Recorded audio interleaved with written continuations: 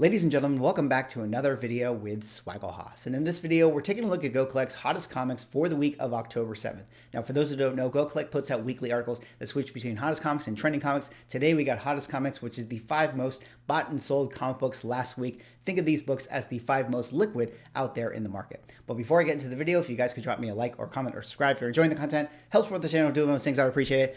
But let's get into this video here today. Now, of course, this article is written by Matt Tuck. I will put a link in the description if you guys want to do your own reading. But if you don't, of course, I will break it down for you in this video. And coming in at the number 5 spot, we got the Omega Men number 3, up 32 spots, now sitting in the 42nd slot. And what is the significance of this? Well, of course, this is the book that came out in 1983, written by Roger Slifer, and would feature the first appearance of the DC character known as Lobo. Now, of course, you guys know Lobo, one of DC characters, I think, kind of fan favorites, maybe an undervalued, underappreciated DC character out there in the DC mythos. And for a long time, a lot of people have been talking about how Lobo is a character that definitely needs to be brought onto the screen in some kind of way, whether it's a TV show or a movie. A lot of people make comparisons of Lobo to, that of Deadpool, kind of like a bounty hunter that is very, very irreverent. So a lot of people feel like the Deadpool formula could be applied to this character, and DC could definitely have a hit on their hands. And for a long time, there's been many rumors that this character was coming to the screen. I mean, Michael Bay has been attached to it. There's been other directors like Guy Ritchie that have been attached to, doing a Lobo movie. And, with everything going on with Warner Brothers and Discovery, it's sort of hard to say if we're ever going to be getting a Lobo property anytime in the near future. But that doesn't stop comic book collectors from always seeking this book. I mean, as Matt points out in the article, it's one of these books that kind of yo-yos in and out of the hottest list because it is a 1983 book, so there is a lot of supply out there, but it is one that a lot of people have nostalgia for, so there's always going to be, a demand for it. People are always buying and selling this book. Whenever the rumors come out, people are going all in on this thing, and then, a couple of months pass by, and then the prices drop for this thing once again. So, it is a book that kind of has like this very volatile, relationship with the market, which is one of the reasons why it always comes in and out of these lists. And this week, it seems to be that, a lot of people are looking at this new kind of floor price for it, very, very affordable, and thinking this might be a good buying opportunity because we're in this current global recession with comic books. And if you're somebody out there who is a fan of Lobo, I mean, why not buy at these prices? And as we dig into those prices, let's take a look at some of the values here. 9.8s have 2,564 on the census. Fair market value suggests to be 280. 30-day moving is around the 290 range. So if we take a look at some of the numbers of this graph right here, you can see like the volatility. I mean, even outside of this 2021 rise up where this book was selling at the $400 range and has had its very, very big correction, now selling at the $277 price point. I mean, you can see in all the years before, this has had, many peaks and valleys throughout its kind of life cycle over the course of the last, say 6 years or so, all the way back to 2013. And I think a lot of people are kind of looking at the prices right now, at that kind of high $200 level and thinking, hey, this is not a bad entry point considering this book was selling for, the prices that it's going for today all the way back in 2018. You can see last couple sales for this thing are 281, 275, a couple slash prices right around that $300 price point. And generally speaking, for a book that, features the first appearance of what could be a huge standout character for DC, that is not a bad entry point at all. And then of course, 1983 book, not going to see the book slap too often at the low grade, but when you go onto eBay looking for raw copies of this thing, typically you can find them being sold around that $65 to $70 range. All right, let's go on now to the 4th hottest comic of the week. And the 4th hottest comic of the week is one that is always fun to talk about, one that has been a hot comic many, many times. But this one, of course, is Nova number 1, up 35 spots, now sitting in the 26th slot. And what is the significance of this? Well, of course, this is the book written by Marv Wolfman, and we feature the first appearance of Richard Rider Nova. Now, of course, Richard Rider Nova, one of the Marvel characters that has been, talked about as the next character to come to the Marvel Cinematic Universe. I mean, I feel like for the last 8 years, this character has been talked about as being that next character. But of course, just a few months back, we finally got that confirmation. I believe it was like a Deadline, article breaking the news that the writer of Moon Knight was going to be leading a Disney Plus show for Nova. So we all know that that show is definitely in development right now. But what the market doesn't know is when the show is going to be coming out. And I feel like one of the reasons why the book is on this list this week is maybe due to the fallout of D23. Of course, we had D23 last month, and there was a lot of anticipation, a lot of rumors that we were going to be getting some info on Nova. Perhaps we were going to get a casting, maybe we were going to get a release date, but we actually didn't get any of those things. And maybe that has caused the market to, create a lot of movement for this book, whether that is people who are now thinking like, okay, I'm going to sell because I'm not, going to wait for the next news cycle, or there's people thinking, hey, now's a good time to buy. Whatever the case may be, this has been a book that, like the Lobo one, has a lot of, supply out there. So there is going to be a lot of movement in the market. And this could be one of the reasons why we've seen a lot of this movement, due to the fact that we actually didn't get any notice of Nova in the D23 event. But as we dig into the numbers for this one, let's take a look at some of the values here. 9.8s have 531 on the census. Fair market value suggests to be around the $1,550 range. 30-day moving is kind of right in line to that at $1,600, but that is definitely a big correction from where this book was selling previously, where this book,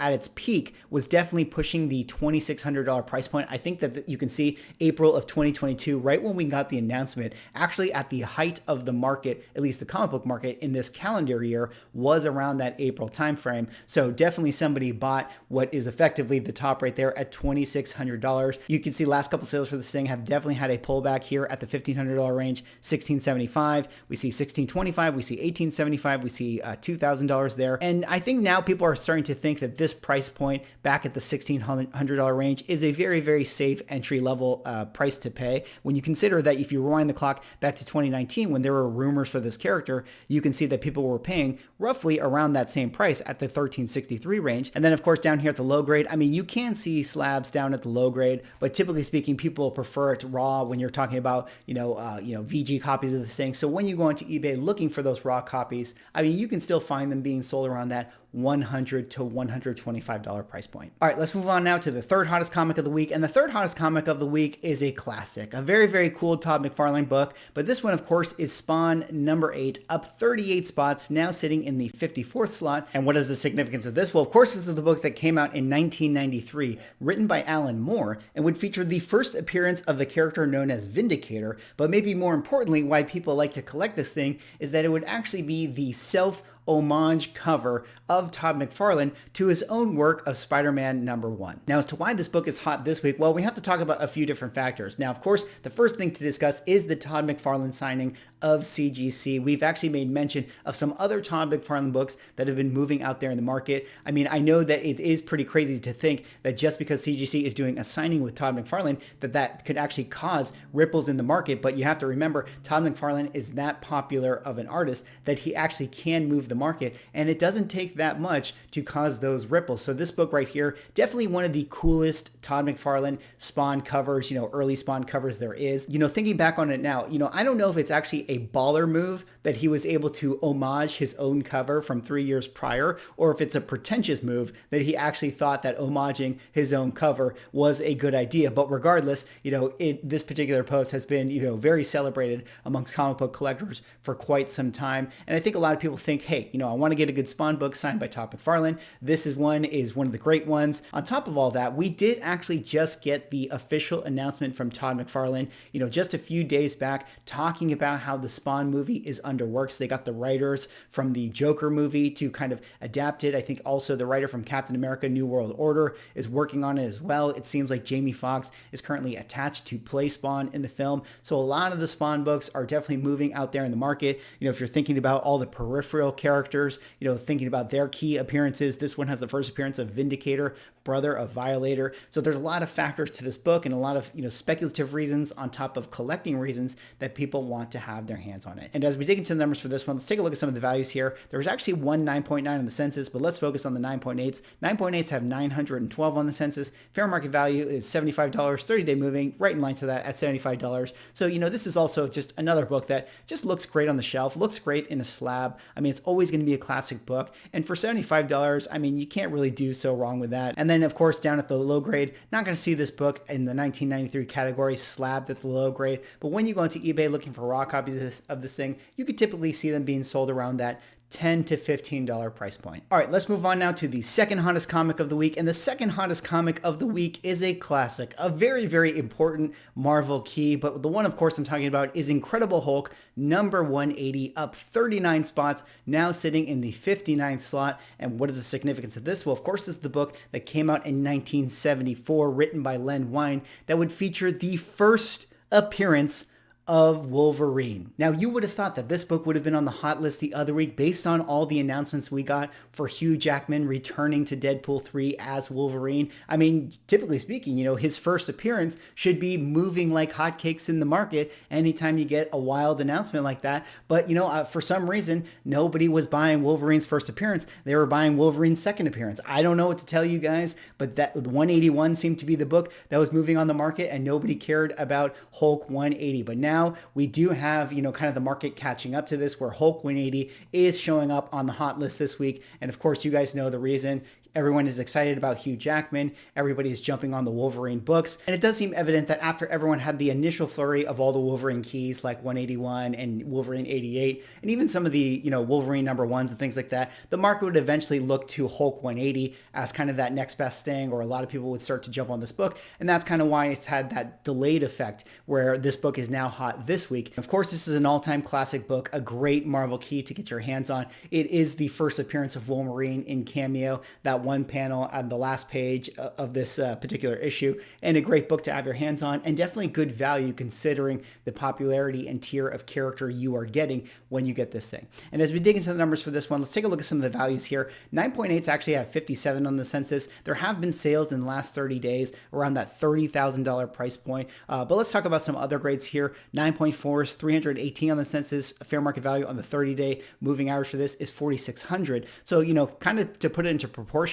181s sell around that price point. When we get to, say, that 6.0 to 7.0 range, we're talking about that $4,000 price point.